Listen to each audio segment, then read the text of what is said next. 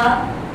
परम पिता परमात्मा प्रभु महावीर स्वामी को भावंदन, आत्मज्ञानी सद्गुरुदेव युग प्रधान आचार्य सम्राट पूज्य श्री शिव मुनि जी महाराज साहब, उत्तर भारतीय पर्वतनी श्रमणी सूर्या डॉक्टर गुराणी श्री सरिता जी महाराज साहब, सरल आत्मा सरल मना सदगुरु वर्या श्री अजय कुमारी जी महाराज साहब, श्रमणी गौरव प्रज्ञा ज्योति प्रवचन प्रभाविका डॉक्टर गुराणी श्री शिवाजी महाराज साहब की पावन पवित्र चरण कमलों में कोटि कोटि वंदन नमन। आज की प्रातःकालीन प्रवचन सभा में आप सबका हार्दिक स्वागत है, हार्दिक अभिनंदन है। गुरु कृपा से आपके समक्ष नव तत्वों की चर्चा प्रारंभ हुई। आपने तत्व के स्वरूप को पहचाना।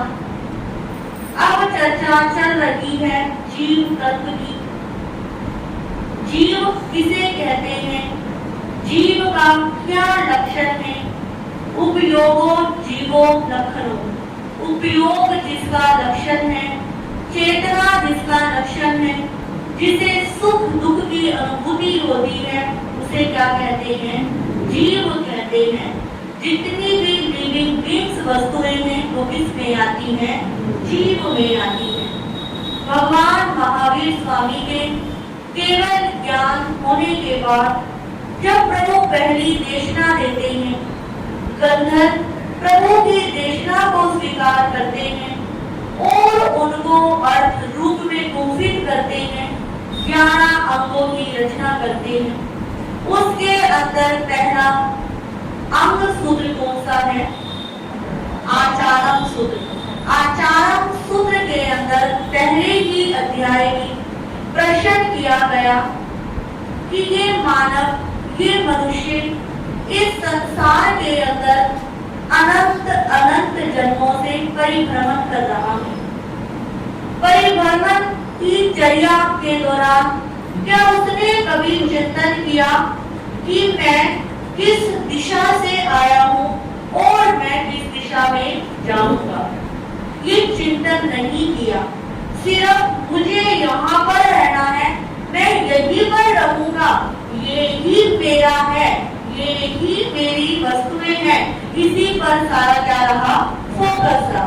तो प्रभु ने पहले ही अंग सूत्र में क्या कहा कि मैं किस दिशा से आया हूँ और किस दिशा में जाऊंगा, ये क्या नहीं करता, चिंतन नहीं करता। ये प्राणी किसके कारण जन्म मरण करता है, किसके कारण, कर्मों के कारण, शुभ कर्मों के कारण या अशुभ कर्मों के कारण, अशुभ कर्मों के कारण। क्योंकि यदि शुभ कर्म का उदय आ जाता तो सारे कर्म क्षय हो जाते और एक दिन हमारी आत्मा सिद्ध बुद्ध और मुक्त हो जाती। कहते हैं यदि हमारा शुभ कर्म का उदय आ जाता, पुण्य उदय हो जाता, तो धर्म श्रवण करते करते हमें सम्यक दर्शन की क्या हो जाती, प्राप्ति हो जाती। और सम्यक दर्शन की प्राप्ति आपने सुना कि एक बार यदि हो गई तो हमारी ये आत्मा एक ना एक दिन कहाँ जाएगी, मोक्ष में जाएगी, एक ना एक दिन सिद्ध गति में जाएगी ही जाएगी। यानी कि हमारा वीजा लग गया है, हम कहाँ पहुँच सकते हैं, सिद्ध गति में पहुँच सकते हैं। तो प्रभु कहते हैं कि जब कोई व्यक्ति को सम्यक दर्शन की प्राप्ति हो जाती है तो उसको 4 बोलों पर श्रद्धा होती है। सबसे पहला बोल है मैं आत्मा हूँ। क्या होता है, मैं आत्मा हूँ। फिर प्रश्न मन में आता है कि जब मैं आत्मा हूँ, क्या इस लोक के अंदर एक मैं ही आत्मा हूँ? एक आप ही हो या और भी आत्माएं हैं? बहुत सारी आत्माएं। यानी कि पहला प्रश्न से आया वही, यानी कि मैं क्या हूँ, आत्मा हूँ। फिर दूसरा प्रश्न आया, क्या इस लोक के अंदर और भी आत्माएं हैं? हाँ, इस लोक के अंदर अनंत आत्माएं हैं। आप देखते हैं अलग कभी किसी बच्चे के रूप में, बड़े के रूप में, पशु के रूप में, पक्षी के रूप में। तो यानी कि चारों गतियों के जीवों में क्या होती है? आत्मा होती है। तो दूसरी श्रद्धा हमारी क्या हो गई? से लोकवादी। फिर प्रश्न आता है कि इस लोक के अंदर जो अनंत आत्माएं हैं, तो कोई आत्मा सुखी है, कोई दुखी है। हम स्त्री हैं, हम महिला हैं, और ये क्या है? पुरुष है। तो इस संसार के अंदर जो इतनी विचित्रता है, वो किसके कारण है? कि सब एक जैसे क्यों नहीं है? सबने एक धर्म फॉलो कर रहे हैं, सब एक भगवान को मान रहे हैं, एक जैसा धर्म अपना रहे हैं, एक जैसी शिक्षा मिल रही है, परंतु सब एक जैसे क्यों नहीं है? इसका उत्तर क्या है? कर्म। यानी कि जिसके जैसे कर्म है उसको वैसा क्या मिल रहा है? फल मिल रहा है। तो तीसरी श्रद्धा हमारी क्या हो गई? से कर्मवादी। ये सब कुछ क्या है? कर्मों के अधीन है। जिसने जैसे कर्म किए और उसका क्या हो गया? ऐसा ही फल मिल गया। फिर प्रश्न आता है कि क्या इस कर्मों से मुक्त हुआ जा सकता है? हो सकते हैं क्या? नहीं होना है क्या? नहीं होना भी है और हो भी सकते हैं। तो किसके माध्यम से हो सकते हैं? जब सम्यक दर्शन की क्या हो जाती है? प्राप्ति हो जाती है। यानी कि सम्यक दर्शन की प्राप्ति होना से क्रियावादी, यानी कि कर्म से हटकर जब सम्यक दर्शन की प्राप्ति हो जाएगी तो एक ना एक दिन ये आत्मा सिद्ध बुद्धोर मुक्त हो जाएगी। तो प्रभु ने ये क्या बताए? 4 बोल बताए। उन बोलों के अंदर पहला बोल कौन सा था? से आया भाई, मैं क्या हूँ? आत्मा। ये मानते हो सभी? बोलो, स्वीकार करते हो? ऐसा तो नहीं कोई आपको आत्मा कहे और आप कहो कि भाई मैं कभी दूसरे तू, ऐसा तो नहीं ना। हम क्या मानते हैं कि हमारे शरीर में रही हुई, शरीर अलग है और आत्मा क्या है? अलग है। हम इस अस्तित्व को क्या करते हैं? स्वीकार करते हैं, परंतु हम क्या नहीं करते? चिंतन नहीं करते। हम शरीर को ही क्या मान लेते हैं? आप प्रतिदिन सुन रहे हो कि शरीर ही क्या है? मेरा अपना है। भगवती सूत्र के अंदर जब हम स्वाध्याय करते हैं तो वहां पर अन्य कृतिक प्रश्न करते हैं कि आप कहते हो क्या है? आत्मा है। अब आप भी किसी को कहो कि भाई तू आत्मा है, ठीक है ना? अब आपने प्रवचन सुना, आप समझ गए कि आत्मा का निवास स्थान कहाँ पर है? हमारे भीतर है, हमारी हृदय स्थान में है। और आत्मा का अस्तित्व जब तक शरीर है तब तक है। तो प्रश्न कर दिया कि आप कहते हो आत्मा है, परंतु आत्मा का है, तो इस बात का प्रमाण क्या है? मुझे क्या दिखाओ? आत्मा हाथ में रखकर दिखाओ। क्या दिखा सकते हो? तो जब है तो क्यों नहीं दिखा सकते? क्योंकि आत्मा का कोई स्वरूप नहीं है। तो कहा कि जैसे भी प्रश्न किया, हवा क्या होती है? चलती है। क्या हवा को हाथ में पकड़ सकते हैं? हवा को मुट्ठी में ले सकते हैं? नहीं ले सकते। परंतु कैसे सिद्ध होता है कि हवा है? जब पत्ते हिलते हैं तो हम अंदर बैठे हैं, बाहर पत्ता हिलता देखेंगे तो हम क्या कहेंगे? हवा है। तो उसी प्रकार कहते हैं कि जब तक इस शरीर के अंदर चेतना है तो हम क्या कहते हैं? हमारे अंदर क्या है? आत्मा है। एक व्यक्ति बिल्कुल मृत्यु शैया पर पड़ा है, जब मर्जी प्राण निकल सकते हैं, वो दुख से चिल्ला रहा है, परेशान हो रहा है, कोई स्पर्श कर रहा है तो अनंत दुख की प्राप्ति हो रही है। और कुछ पल के बाद ऐसा समय आता है कि वो एकदम शांत होकर क्या हो जाता है? लेट जाता है।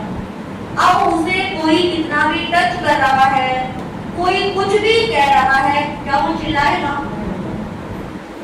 तो क्या हो गई? उसके शरीर में से आत्मा निकल गई। अब हमने तो क्या नहीं करा? आत्मा को देखा नहीं। फिर हमने कैसे माना कि आत्मा निकल गई, बताओ?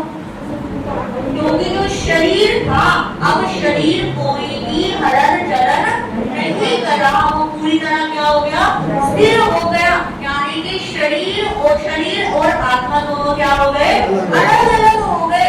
इससे भी हमने क्या माना, क्या होती है, आत्मा होती है। एक होता है जहर, क्या होता है, जहर। जहर आपने किसी ने भी क्या नहीं करा, खाया है क्या, नहीं खाया, खाया नहीं है, फिर भी हम क्या कहते हैं कि जो खाएगा वो क्या हो जाएगा, तो ये हमारी क्या है, शंका है ना।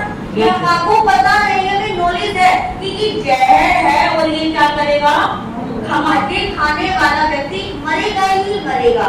तो यानी कि प्रभु कहते हैं जैसे कि कुछ बातों को हम क्या नहीं कर सकते, सिद्ध नहीं कर सकते, आत्मा को दिखा नहीं सकते, परंतु आत्मा के अस्तित्व को हम क्या कर सकते हैं, स्वीकार कर सकते हैं। अभी आपने 3-4 क्या सुने, एग्जाम्पल सुने, तो इस बात से आपको क्या हो गया, विश्वास हो गया कि आत्मा क्या है।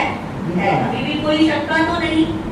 जैसे कि अभी आपने एग्जाम्पल सुने के माध्यम से जाना कि इन कारणों से हम बता सकते हैं कि आत्मा नाम की कोई वस्तु है। फिर दूसरा प्रश्न, दूसरी बात कहते हैं, पहला तत्व हमने स्वीकार क्या करा, आत्मा है। फिर दूसरा तत्व होता है कि आत्मा के अंदर असंख्य प्रदेश परमाणु होते हैं। क्या कहा, आत्मा के अंदर असंख्य प्रदेश परमाणु होते हैं। अकेली आत्मा ही कुछ नहीं होती। जैसे कि एक तिल का लड्डू, क्या होता है, तिल का लड्डू, बूंदी का लड्डू, क्या एक तिल से लड्डू बन सकता है, क्या एक बूंदी से लड्डू बन जाएगा? उसके लिए क्या चाहिए, काफी सारे तिल चाहिए, काफी सारे क्या चाहिए, बूंदी चाहिए, उसके बाद जाकर क्या बनता है, लड्डू बनता है। उसी प्रकार कहते हैं कि आत्मा जो होती है, जैसे तिल का लड्डू, बूंदी का लड्डू बहुत सारी बूंदी से, तिल से बनता है, उसी प्रकार आत्मा के अंदर भी असंख्य प्रदेश परमाणु होते हैं। अब वो धीरे को प्रदेश परमाणु कम हो गए, ज्यादा क्या हो जाते हैं, हो जाते हैं। एक दीपक होता है, छोटा सा दीपक आपने लिया और उस दीपक को जलाया, जलाने के बाद उसके ऊपर एक कटोरी रख दी, क्या रख दी, कटोरी रख दी उल्टी करके।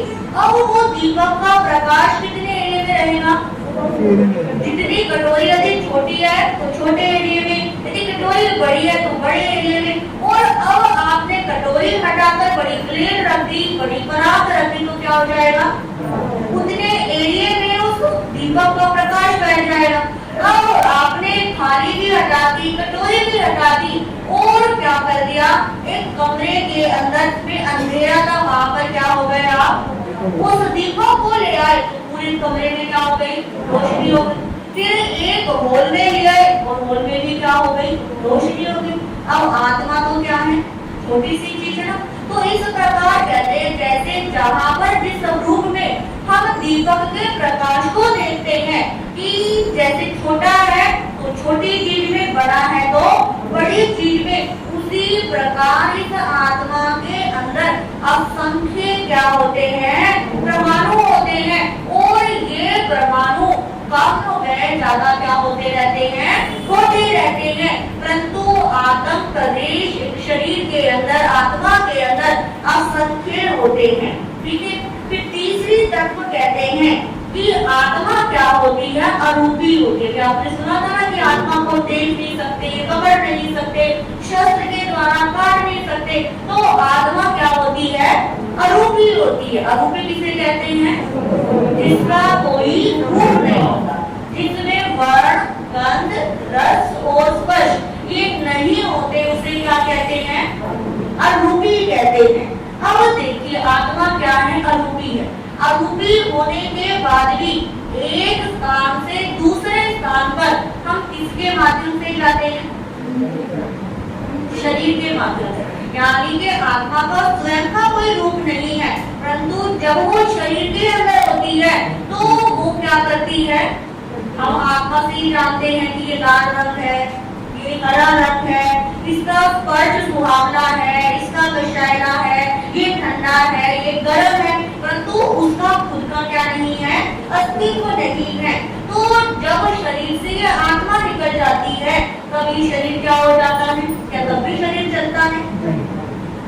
जहाँ पर कई बार होता है व्यक्ति कुर्सी पे बैठा है, बैठे बैठे गर्दन लटक जाती है, भगवान के चरणों में, गुरु के चरणों में झुका और झुकते झुकते क्या हो जाते हैं ना, वो निकल जाते हैं प्राण। सोया है और सोते सोते क्या हो जाते हैं, ऊपर पहुंच जाता है। यानी कि वो आत्मा किसी भी परिस्थिति में क्या हो सकती है, निकल सकती है। तो आत्मा का अपना क्या नहीं है, कोई भी रूप नहीं है।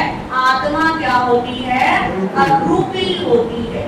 उसके बाद अगला तत्व आता है, आत्मा की अपनी कोई अवगाहना नहीं होती। आत्मा की अपनी कोई अवगाहना, अवगाहना का मतलब होता है आम बोलचाल की भाषा में अपनी हाइट नहीं होती। क्या नहीं होती? हाइट। कि हमारे शरीर के अंदर आत्मा इतने इंच की है, यही कभी आप कहीं नहीं पढ़ोगे। तो जिसका जैसा शरीर होता है उसके शरीर में आत्मा क्या होती है, उतनी ही होती है। एक छोटा बच्चा है तो उसके शरीर में क्या होगी, आत्मा का इतनी सी होगी। कोई बड़ा होगा तो इतनी सी होगी। अब कहते हैं चींटी इतनी सी है तो उसके शरीर में इतनी सी, और हाथी है उसके शरीर में। उस आत्मा ने जो कि असंख्य प्रदेश है अपने स्वरूप क्या कर लिया, उसने फैला लिया।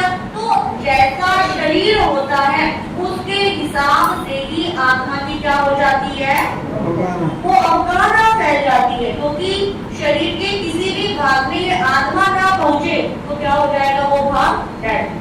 क्योंकि जब शरीर से आत्मा निकल जाती है तो शरीर क्या हो जाता है, पत्थर हो जाता है ना, टाइट हो जाता है। उसे आप ऐसे मोड़ नहीं सकते, कुछ नहीं कर सकते। तो जैसा जिसका शरीर होता है उतने शरीर में जाकर वो अपना क्या धारण कर लेती है, अस्तित्व को, अपनी हाइट को क्या कर लेती है, धारण कर लेती है। फिर अगला तत्व आता है कि आत्मा नित्य है। क्या है? आत्मा नित्य है। नित्य का मतलब क्या होता है, हमेशा हमेशा रहने वाली है।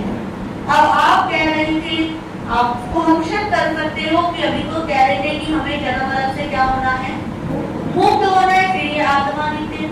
ये का मतलब है कि जब तक अशुभ कर्म का उदय आता है तब तक ये आत्मा क्या होती रहती है, परिभ्रमण करती रहती है। और जब शुभ कर्म का उदय होता है ये आत्मा जब सिद्ध बुद्ध और मुक्त, स्थिति गति में क्या है, कहते हैं ना कि एक आत्मा में अनेक आत्माएं क्या है, समाई हुई है। एक दीपक की लौ जल रही है और उस लौ के अंदर हमारी लौ भी क्या हो जाएगी, जाकर वहीं पर मिल जाएगी। यानी कि आत्मा का कभी क्या नहीं होता, नाश नहीं होता। वो तो हमारी आत्मा इन चारों गतियों से मुक्त होकर जन्म मरण के लिए हमेशा के लिए क्या हो जाएगी, मुक्त हो जाएगी। इस अपेक्षा से आत्मा क्या है, नित्य है। अगली बात कहते हैं, आत्मा दो प्रकार की है। कितने प्रकार की है? दो प्रकार। एक होती है शुद्ध आत्मा और एक होती है अशुद्ध आत्मा। ये किसी के पास कम हो सकती है और किसी के पास ज्यादा हो सकती है। अशुद्ध आत्मा कौन सी होती है, जो आठों प्रकार के कर्मों से क्या है, अभी लगे, अशुद्ध, जिसके अंदर अभी क्या है, आठों प्रकार के कर्म लगे हुए हैं। हम किस आत्मा में आते हैं, बताओ? हम अशुद्ध, क्योंकि अभी हमारे आठों कर्मों का क्या हुआ है, उदय हुआ है। और शुद्ध आत्मा किसे कहते हैं, अरिहंत और सिद्ध की आत्मा। कि अरिहंत ने कितने कर्मों का क्षय कर लिया, 4 कर्मों का, और सिद्धों ने 8 कर्मों का। तो हमारी जो आत्मा है ये अभी कौन सी आत्मा है, अशुद्ध आत्मा है। और सिद्ध और अरिहंतों की आत्मा कौन सी है, शुद्ध आत्मा है। तो जो अशुद्ध आत्मा है सभी हमारी आत्मा है, आठों कर्म है। तो जहाँ पर आठों कर्म होते हैं वहाँ पर जरा भी होती है, जन्म भी होता है और रोग भी होता है। ये कर्मों भी क्या होते हैं, अधीन होते हैं। और जब ये आठों कर्म क्षय हो जाते हैं तो ना कोई जन्म, ना मरण, ना बीमारी, ना बुढ़ापा, तो वो इन सबसे क्या हो जाती है, मुक्त हो जाती है। जो अशुद्ध आत्मा होती है, इस अशुद्ध आत्मा के अंदर 4 कषाय रहते हैं। क्या रहते हैं? 4 कषाय। तो क्या देखो, दिखने में कोई लगे कि इसके अंदर गुस्सा नहीं है, ये बड़ा शांत है, परंतु स्वभाव तो क्या है? गुस्सा करने का है, मान करने का है, माया करने का है, लोभ करने का है। क्योंकि जब तक 8 कर्म रहेंगे तो 4 कषाय भी क्या रहते हैं? साथ साथ रहते हैं, पर वो कर्मों की महत्ता के कारण कम ज्यादा हो सकते हैं। क्या शुद्ध आत्मा के अंदर कषाय होते हैं? शुद्ध आत्मा जो होती है वो कषायों से क्या हो जाती है? मुक्त हो जाती है। अब कहते हैं अगली बात कि जो अशुद्ध आत्मा होती है वो आहार पानी क्या करती है? ग्रहण करती है। क्या करती है? आहार पानी, यानी कि हम क्या करते हैं?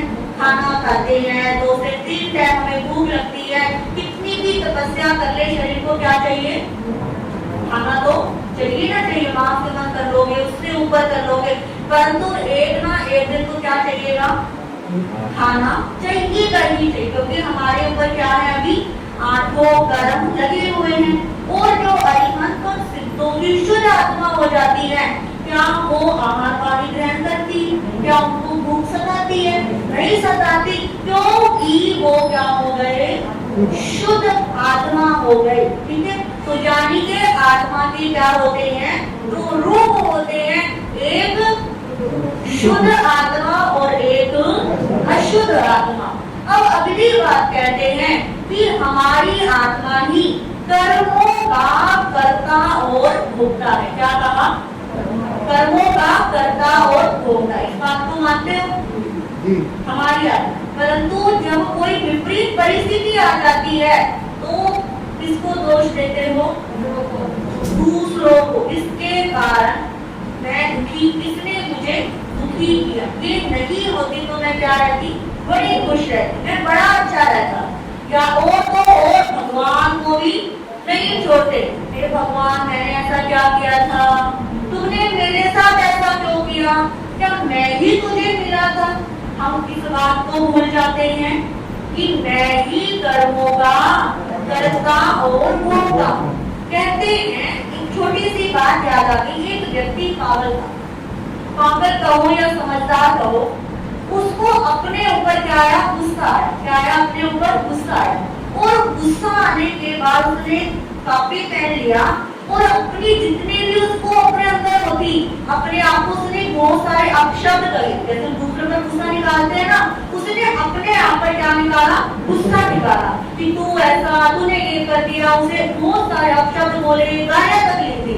अब लिखने के बाद उस लेटर को पोस्ट ऑफिस में जाकर अपने ही पते के लिए क्या कराया?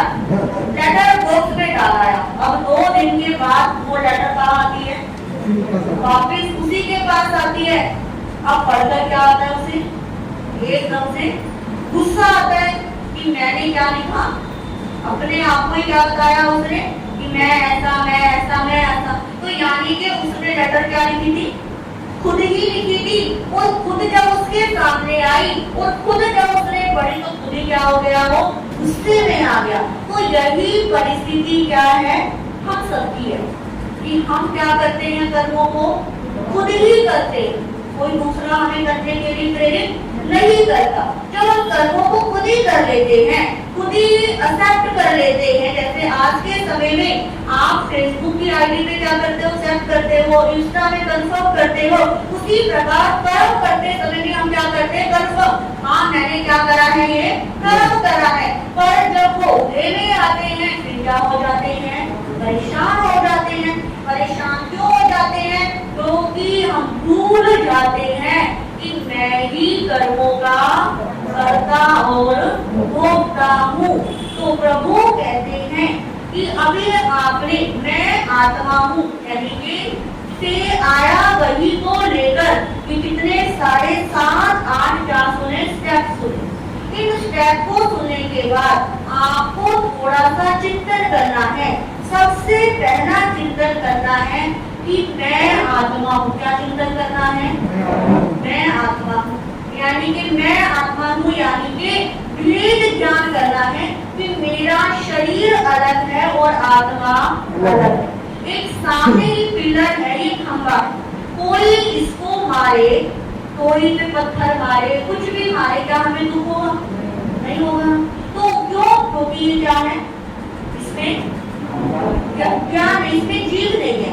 तो उसी प्रकार ये क्या है, जीव से अलग है। तो प्रभु कहते हैं इसके अंदर क्या नहीं है, आत्मा नहीं है, ये ओनली क्या है, अजीब है। उसी प्रकार प्रभु कहते हैं कि आपके ऊपर कैसी भी विपरीत परिस्थिति आ रही है तो अपने आप को खंभे की तरह क्या कर लो, बना लो। क्योंकि किसको कह रहे हैं, शरीर को कह रहे हैं। विपरीत माहौल को क्रिएट किसके लिए क्रिएट कर रहा है, शरीर के लिए क्रिएट कर रहा है। मेरी आत्मा को कोई कुछ नहीं कह सकता, क्योंकि मैं क्या हूँ, आत्मा हूँ। मैं रियल में आत्मा हूँ और मैं क्या नहीं हूँ, शरीर नहीं हूँ। जब हम ये चिंतन करेंगे, आपको यहाँ से जाने के बाद रात को सोते हुए 10 बार लंबी गहरी श्वास लेना और ये चिंतन करना, भीतर श्वास जाए तो मैं आत्मा हूँ, मैं आत्मा हूँ। आप देखोगे जब आप 10 बार लंबी गहरी श्वास के साथ ये संस्कार अपने भीतर डालोगे कि मैं आत्मा हूँ, मैं शरीर नहीं हूँ, तो आपको नींद भी अच्छी आएगी, आपका माइंड भी रिलैक्स हो जाएगा। जिन बातों से आप परेशान हो रहे हो वो परेशानी अपने आप क्या हो जाएगी, निकल जाएगी, क्योंकि आपने अपने आप को उस चीज से क्या कर दिया, अलग कर दिया। तो पहला चिंतन क्या करना है, मैं आत्मा हूँ। और उसके बाद दूसरा करना है चिंतन, मैं अपनी इस आत्मा को कितना समय देता हूँ। मैं आपसे पूछूं, आप अपनी इस आत्मा को कितना समय देते हो? अपने बच्चों के लिए क्या निकालते हो, टाइम निकालते हो, बिजनेस के लिए टाइम निकालते हो, घूमने फिरने के लिए टाइम निकालते हो, खाने पीने के लिए, सोने के लिए, पढ़ने के लिए, हर चीज के लिए क्या निकालते हो, टाइम। अभी आप यहाँ पर आए तो आपने प्रवचन के लिए भी क्या निकाला, टाइम निकाला। तो क्या कभी अब तक आपने अपनी आत्मा के लिए 24 घंटे में से 24 मिनट भी निकाले? नहीं निकाले ना, क्योंकि हमें अपने अंदर रहे हुए इस आत्मदेव का कोई भान ही नहीं था। हमें हमारा हमसे क्या नहीं था, परिचय था ही नहीं कि मेरे से अलग भी मेरे शरीर के अंदर क्या है, कुछ है। जो इस तत्व को स्वीकार करते हैं कि मैं आत्मा हूँ, मैं शरीर नहीं हूँ, और चिंतन करते हैं, समय देते हैं, तो वो जाकर ही कर्मों की क्या होती है, निर्जरा होती है।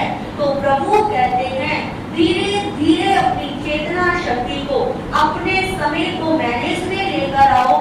24 घंटे में से 24 मिनट भी क्या निकालो, ये चिंतन करो कि मैं किसके लिए पापड़ बेच रहा हूँ, मैं किसके लिए झूठ बोल रहा हूँ, किसके लिए माया कर रहा हूँ, मैं किसके लिए इतने पाप कर रहा हूँ। क्या ये पाप मेरा साथ देंगे? ये पाप जिसके लिए कर रहे हो सब क्या हो रही है, लेटर लिखी जा रही है, और ये लेटर किसके पास आनी है, आपके पास ही आनी है। और जब आओगे, आएगी लेटर तो क्या होंगे, परेशान हो। कुछ व्यक्ति कहते हैं महाराज मैंने तो ऐसा कभी किया ही नहीं, मैं तो ऐसा हूँ ही नहीं, फिर ये कर्म मुझे परेशान क्यों कर रहे भाई? इस जन्म में नहीं, परंतु किसी न किसी जन्म में तो क्या करा होगा, ऐसा किया ही किया होगा। तो जीव तत्व के अंदर आज आपने सिर्फ आपको इसलिए थोड़ा सा डीप करा कि आपके भीतर क्या बैठ जाए, संस्कार बैठ जाए। आप इस बात को ना भूलो कि शरीर अलग है और आत्मा अलग है। आई थिंक सबको अच्छे से क्या आ गया होगा, समझ आ गया होगा, चेतना में संस्कार चले गए होंगे। अब कोई विपरीत परिस्थिति आएगी, उस समय आप क्या रहोगे, समभाव के अंदर रहोगे। तो आज हमने पहला बोल जाना से आया भाई, फिर इसके बाद दूसरा बोल कौन सा है, से लोया भाई। क्या इस लोक के अंदर मैं ही एक आत्मा हूँ या अनंत क्या है, आत्माएं हैं? तो वो अनंत आत्माएं कौन कौन सी हैं, कैसे उस अनंत आत्माओं के साथ हमारा संबंध होता है, कैसे उनके साथ रहकर, उनके संपर्क में आकर हम कर्मों का बंधन कर लेते हैं, ये आप आओगे और आपको सुनने से पता लगेगा। अब तो भी समय हो गया है, थोड़ी सी सूचनाएं। आज सबसे स्पेशल और सबसे बड़ी बात, आज हमारे साथ विश्रांगी जी महाराज जो मेरे लेफ्ट साइड बैठे हैं, ये वाले महाराज जी, आज इनका जन्मदिन है। तो इनको जन्मदिन की हम बहुत सारी शुभ मंगल कामना देते हैं। और एक बात तो बताना चाहूंगी, वैसे बहुतों को पता है, बहुतों को नहीं भी पता कि हम यहाँ पर इन चारों साथियां हैं। हम चारों श्रमी गौरव प्रज्ञा ज्योति डॉक्टर शिवाजी महाराज साहब की क्या है, शिष्याएं हैं। और हम सब चारों गुरु बहने हैं और सब एक साथ ही रहते हैं। एक दूसरे का क्या करते हैं, मान सम्मान करते हैं। अपना समय ज्यादा स्वाध्याय इत्यादि में लगाते हैं, क्योंकि ये हमारे गुरु जी महाराज ने हमें क्या दिए हैं, संस्कार दिए हैं। वो तो उनके आयुष कर्म का उदय के कारण इतनी छोटी अवस्था में उनका क्या हो गया, जाना हो गया। तो आज के दिन पर मैं अपनी गुरु वर्या की तरफ से भी और अपनी तरफ से भी और आप सबकी तरफ से भी साथ विश्रांगी जी महाराज को जन्मदिन की बहुत शुभकामना देती हूँ। इनका जन्म उत्तराखंड के गढ़वाल के अंदर टिहरी जिले के अंदर हुआ और दीक्षा 6 दिसंबर 2009 के अंदर त्रिनगर आचार्य भगवान के पावन आशीर्वाद से इनकी 2009 की दीक्षा हुई। और जब 2010 के अंदर यहाँ पर गुरु जी महाराज के साथ चातुर्मास था, तो दीक्षा का पहला चातुर्मास इनका क्या हुआ है, अहिंसा अभियान हुआ। तो आज पुनः वापिस इतने सालों के बाद दोबारा क्या आया, चातुर्मास का अवसर आया। तो साथ विश्रांगी जी महाराज जो बहुत सेवा भावी, संयमी, पूरी तरह अपने आप को संयमी जीवन में बिताते हैं, रखते हैं। तो इनको हम बहुत सारी शुभ मंगल कामना देते हैं। इसके साथ कुछ सूचनाएं, शनिवार का जाप जो प्रति शनिवार चल रहा है, इस शनिवार को जाप 12 घंटे का श्रीमती विद्या जैन B81 इनकी तरफ से क्या है, 12 घंटे का जाप है। सभी ध्यान में रखना और सबको जाप में आना ही आना है। और रविवार को उत्सव धर्म स्तोत्र की साधना में सभी बढ़ चढ़कर भाग ले रहे हैं, सब आनंद की अनुभूति कर रहे हैं। तो इस बार जो जाप है वो 3 परिवारों की तरफ से है, जिसके अंदर श्री अमित जी सिपाही जी जो अपने श्री संघ के महामंत्री हैं और इस अहिंसा अभियान सोसाइटी के अंदर अभी हमारा स्थानक है। इस सोसाइटी के क्या है, ये प्रधान जी हैं। बहुत सुंदर सुचारू सब प्रकार की व्यवस्था में अपना ध्यान रखते हैं इनके परिवार की तरफ से। और दूसरा श्री रमेश जी किरण जी जो पूर्व अपार्टमेंट से प्रतिदिन आते हैं, इनकी तरफ से क्या है, जाप है। तीसरा श्री प्रेमलता जी जैन जो आपके श्री समिति क्या है, शान है, उनकी तरफ से यानी कि 3 परिवारों की तरफ से इस रविवार को जाप है। तो जो अब तक इस जाप में नहीं पहुंच पाए उनको प्रेरणा देनी है, स्वयं को आना ही आना है। इसके साथ साथ आने वाली 25 जुलाई शुक्रवार को हमारे द्वितीय पढ़कर आचार्य सम्राट पूज्य श्री आनंद ऋषि जी महाराज साहब की पावन जन्म जयंती जो आप प्रति वर्ष क्या करते होंगे, मनाते ही हैं, हर साल भी मनाते हैं। तो उनकी जन्म जयंती हम समाहित दिवस एवं प्रकाशन दिवस के रूप में मनाएंगे। तो कितने बड़े आचार्य, उनका अस्तित्व, उनकी जितनी महिमा गाई जाए, जो हमारे श्री संघ को दिया उसका उपकार से हम कभी प्रीति नहीं हो सकते। तो ऐसे आचार्य भगवान के पावन जन्म जयंती के अवसर पर समाहित सबको करनी है। 2 समाहित तो सबके लिए क्या है, कंपल्सरी है ही है, इससे ज्यादा भी कर सकते हो। और जिसके शरीर में सामर्थ्य है, एकाश्रित आचार्य वाले अपना नाम लिखा देंगे, आचार्य भगवत को हम एकाश्रित की क्या देंगे, भेंट देंगे। और इसके साथ आज का जो प्रस्थान, किसी का उपवास नहीं, किसी का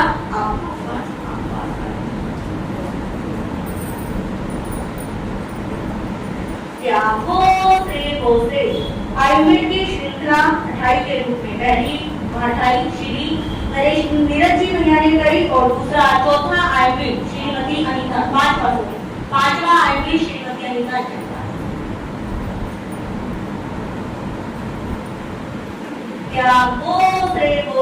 तपस्या करने वालों को धन्यवाद, आयुर्वेद करने वालों को धन्यवाद। हाँ जी, की भी लंबी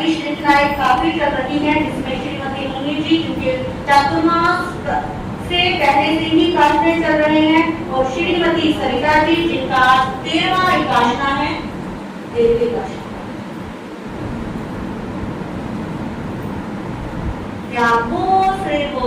अब किसी का पहला, दूसरा, तीसरा कोई भी विकासना हो है किसी का? सबका खाली बैठे। आज के सामूहिक पहचान के अंदर चमचम और चाउमीन का त्याग, चमचम मिठाई और इसके अंदर चाउमीन, ठीक है, चमचम और चाउमीन का त्याग।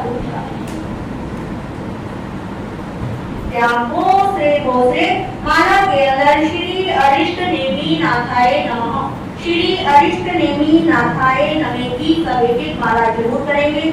और 2 प्रश्न जो प्रतिदिन आपसे पूछे जाते हैं, उसके अंदर पहला प्रश्न है निदान किसे कहते हैं? काफी हाथ खड़े होने चाहिए। हाँ जी, बहनों की तरफ से। हाँ जी, कंचन जी बोलो।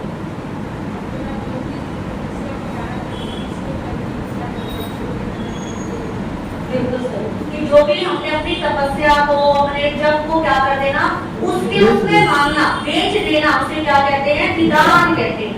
अब दूसरा प्रश्न हमारे भाइयों की तरफ कि आत्मा के 2 प्रकार कौन कौन से हैं और हम कौन सी आत्मा में आते हैं? हाँ जी, आते सबने सुना है, तो आप अच्छे से आप खड़े करो।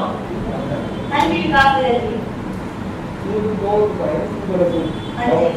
हाँ, मशरूम में आते हैं, बिल्कुल सही। आइए आप भी। हाँ जी, कोई सूचना होगी सारी? बोलिए भगवान महावीर स्वामी की, संसार के सभी महापुरुषों की, श्री जैन धर्म की, अहिंसा परमो धर्म की। ऐसा लग रहा है कि मैंने आपका प्रवचन सुना है और आप सबने प्रवचन दिया है ना? किसी की आवाज नहीं निकल रही, पूरी श्रद्धा भक्ति भाव के साथ बोलिए भगवान महावीर स्वामी की जय, शासन देव की जय, शासन माता की जय। जब लगा कि जयकारे दियाए हैं और आप हमने जोश और होश के साथ जयकारे लगाए हैं, गुरु जी की आज्ञा से नमो हरियम नमो सिद्धानम नमो हरिदिरानम नमो वर्षायनम नमो लोहे सत्संगम ऐसो पंच नमोकारो सब पापनाशो मंगलानंचे सबे सिंह परमं हरि मंगलम, श्री चत्तारी मंगलम हरिहंता मंगलम सिद्धा मंगलम साहू मंगलम केवली पड़तो नमो मंगलम, चत्तारी लोकुत्तमा हरिहंता लोकुत्तमा सिद्धा लोकुत्तमा साहू लोकुत्तमा केवली पड़तो नमो लोकुत्तमा चत्ता